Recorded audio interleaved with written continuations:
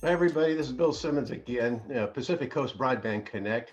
Alan Jaeger, you've returned, and we wanted to just touch base with you. And last week, you had your midterm planning meeting. For those people that don't realize, there is this big regional program called Coastal Trident, and is part of this. The ANTEX, the Advanced Navy Technology Exercise, is also part of this. And we've been going through a sequence of meetings getting ready for this in the spring. How did it go last week? 56 projects is a big number. Yeah, thanks, Bill. It's always great to be back. And like you mentioned, so we had our midterm planning meeting for what is now our 15th annual Coastal Trident event. So hard to believe, 15 years, but it has matured and grown. And like you said, 56 different projects. So we're really excited about that.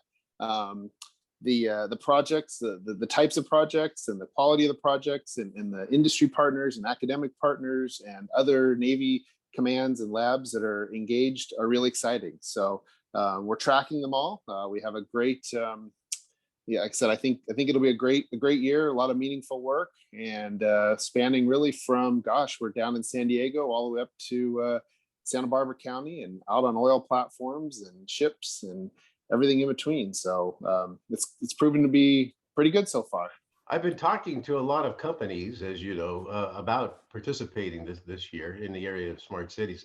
They sat in that meeting, and there was really quite a buzz. You know, the fidelity of the planning that goes in, the resources that are available, the venues, as you've talked about. I mean, it's just so impressive. And talking about drones, we're talking about UUVs, we're talking about exercises with first responders. I mean, it's the broadband. I mean, it's just amazing in terms of the range, the breadth and scope of all of this stuff. Yeah, I think one of the interesting things that we've seen and you've seen, is how much, even though we're talking about maybe a specific technology or capability or being used on a platform or port or smart city, there's a lot that everybody can learn. And so, whether it's the Navy looking at something unmanned, or municipality or a company pushing a new type of technology or cutting edge type of capability, there are a lot of similarities in what people are interested in seeing and doing. And so I think that's probably what part of the excitement is just the opportunity to engage, to learn, to kind of push that forward a little bit and see where that technology is going, and how it could be applied to their interest or their problems that they're looking for. So I just wanted to touch a little bit on the smart city aspect of all of this. We've been talking about autonomous vehicles. We've been talking about sensors and on street lights. We've been talking about uh, early fire detection and tracking, smart buildings. It's just amazing that you can actually test all this stuff and build these partnerships around the activity. Yeah, very, very fortunate to be able to work in this space. To be able to have an active place that we can test. A test bed where we can come out here in the port. We can install equipment, sensors. We can look at that from everything from a warehouse perspective to an operational perspective, ships, etc. And so, yeah, I think we're all very fortunate in this region to be able to leverage the unique, as you and I have called it before, the playground, so to Yep. speak, that is around here, that we have these tools, not only kind of the physical tools, the geographic, unique areas that we have, as well as the partnerships we have in the region. So it's a good opportunity. So with the midterm planning conference, we're kind of midway in the planning process. We started with the concept development, and we had an initial planning. Then we have this last week's midterm planning meeting. What happens between now and the final planning meeting in May? So we'll have an additional meeting, like you said, and what we're trying to do now is it's a very deliberate process, as you're well aware, and we kind of started in October with what we called a concept development meeting. We're looking at kind of big ideas. What do we want to do? Try and capture those requirements. As we kind of move along the process, we're really kind of honing down the what are we going to do to the how are we going to do it. And I think that's what you saw and what folks saw last week is, okay, we have this pretty good slate of these 56 projects. What do they need to do to be successful? Be that, what types of environments do they need? What types of infrastructure do they need? And that's really kind of what we're working. So between now and the May timeframe, That's really what we're going to be focused on. It's never too late for a good idea. We don't ever want to, be able to just completely turn someone away if it's a way to incorporate that in there. It gets a little bit harder, obviously, as we move through the stages to introduce a new idea. But the flip side of it is, as we sort of refine these concepts and these projects, there's opportunities for people to come in and say, hey, I'm really interested in observing that or learning what they're doing or seeing that environment. And so that's kind of what we're looking at now, is how do we kind of bundle those together.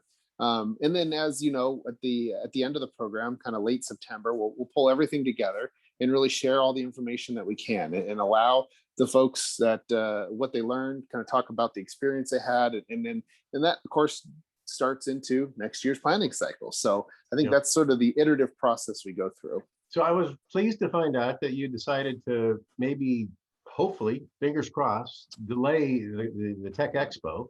I think you really would like to have it back in the warehouse where you're standing, and make it a real person event versus a virtual event.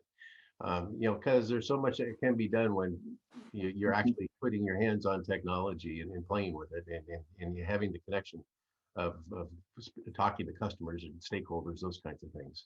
Yep, absolutely. We've done this for a number of years, and we've seen the value that comes from that, from being able to just openly share and collaborate ideas, and how many really unique new ideas and concepts that generates for next year. So, like I said, fingers crossed. We're hoping that we can provide that opportunity and host that type of venue here at the port, and bring people in, in a safe way.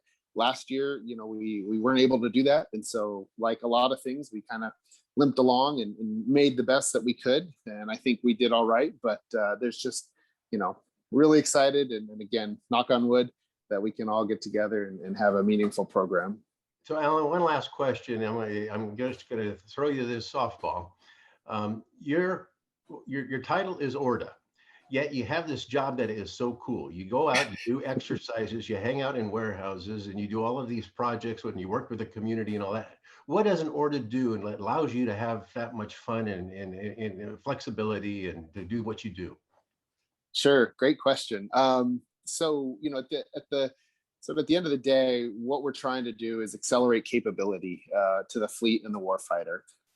And so the ORDA is really responsible for what we call tech transfer and tech transition, and be that looking at capabilities that exist that we can bring into the government and rapidly use to solve problems, or it's capabilities that we've developed for the government that we want to make available to private sector or academic institutions to really commercialize it and go make that available. And so that idea of bringing in or sharing this dual use technology is really what it's all about, and being able to show that we're doing meaningful work for our stakeholders, which of course is the fleet and the warfighter, and being able to sort of support the community as we do that is I guess the reason we can do what we do. When I grow up, I want your job. Alan, thanks so much for being with us, and thank you again for this update, the sit rep, if you will, of situation report of what happened this last week, and we'll look forward to touching base with you in May once again as the exercise spools up and gets underway. So sounds good. Thanks, Bill. That's it for this episode, and thank you for joining us. We'll look forward to getting back with you next week. One more time of Pacific Coast Broadband Connect.